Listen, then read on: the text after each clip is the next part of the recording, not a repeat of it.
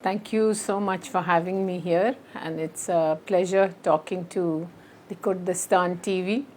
I'm here since the last 3 days, and basically, it's not only the defense production cooperation that we are talking about in Iraq, but I have met Alhamdulillah, in the past 3 days the president of Iraq, and also I've met the defense production or the defense minister, the minister of industries. I've met the minister for oil and petroleum, and I've also been to the NDU this morning. It's been a very comprehensive visit where Pakistan is looking towards the collaboration and cooperation with specifically the Ministry of Defense in defense production. We not only as a country in Pakistan, we have the capability and the expertise in many of the specialized areas, but also we are looking at the education and the higher education collaboration in strengthening the capacity of the human resource, which is the forces naturally. So it's been a very substantive, extensive visit, and alhamdulillah, with the relations that we have always had historically, culturally, and even in some areas, the same nation or community as the Kurds also. We have the Kurds, and myself coming from a Kurd family in Balochistan, Pakistan. So these ties are historical, much before, and they go through centuries. And that is why we felt very strongly, and with the directives of the Honorable Prime Minister of Pakistan, I'm here today, and we've had quite a substantive visit and collaboration in many areas that we're talking about. In fact, in the province of Balochistan in Pakistan, you will see that we have the Kurd tribe, which has been there since centuries.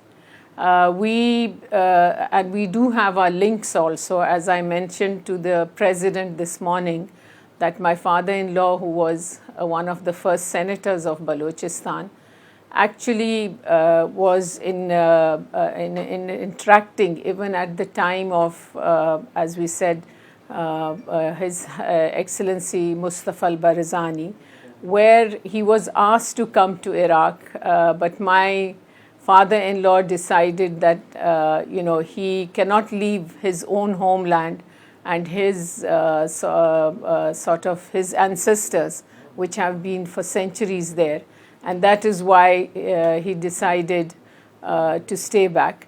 But the links are still there, the relations are still there between the Kurds of Pakistan and the Kurds of Iraq, and specifically in Kurdistan. I remember that a delegation some years back came when the new government came into place to congratulate the government, and then specifically President Jalal Talabani. And in return, they sent me a traditional Kurdish dress, because I was then the minister for education in those days. And these emotional ties, as I said, the religious ties, and being one nation, really strengthens our relation. I wore the Kurdish clothes once, and yes, it was beautiful. It was beautiful, and I still have them there.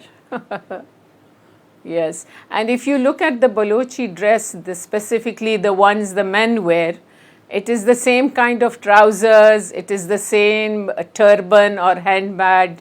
So we still have the same costumes are still there. Yeah, they are about more than 100,000 population in Pakistan, and mostly in Balochistan naturally, and a few number in Kashmir is another area on the border of Balochistan, but within Pakistan.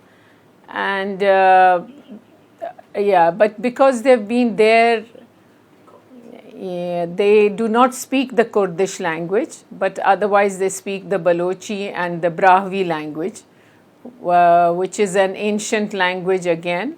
But otherwise, if you look at them, you will immediately, because of the features, the customs, many of the traditions are the same, you know, the cultural dances, you will immediately make out that these are Kurds.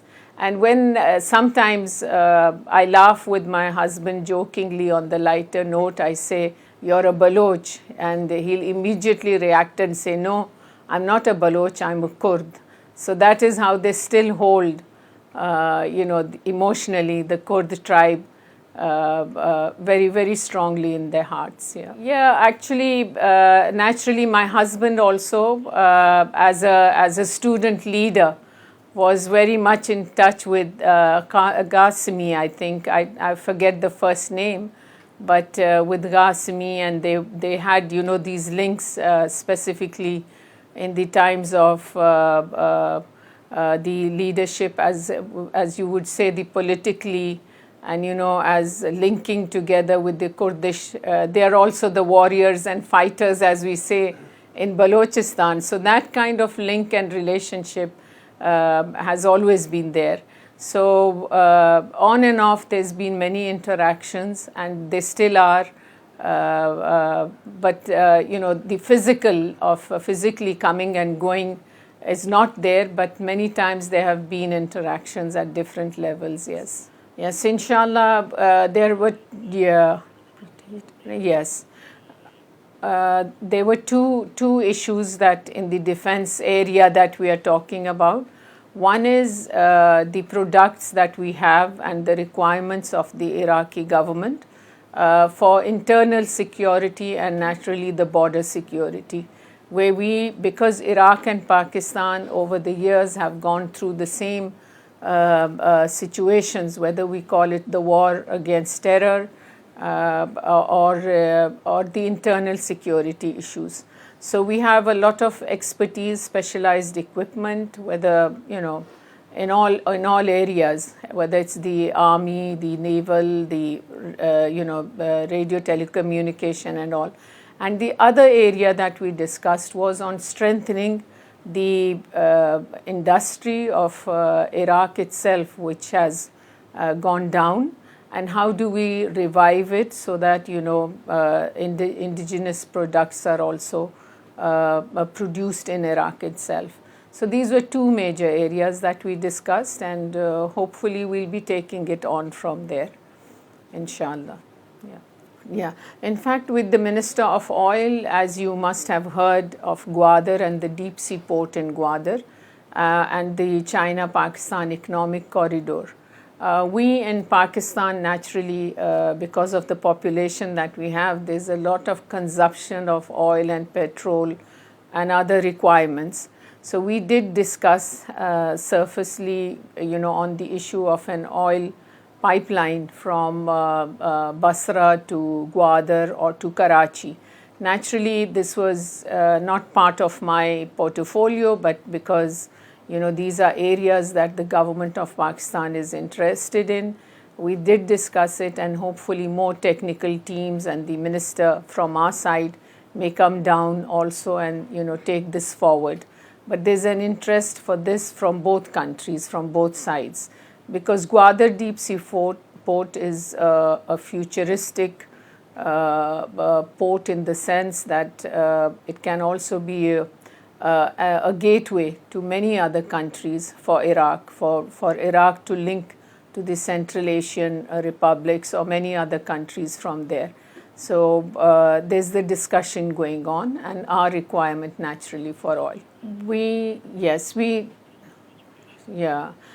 Initially also we had many scholarships when I was Federal Minister Education then, and this is, I'm talking at 99 and all.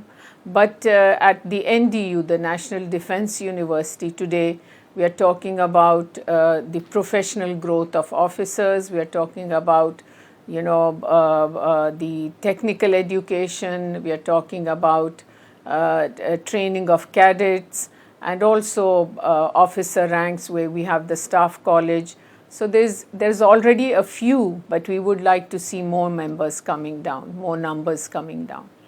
Yeah, there are lots of hope, and inshallah, with the new administration coming into place, naturally it will take us another 2-3 months, but we are being very optimistic about it, and we have lots of hope that we would have a better relationship, inshallah.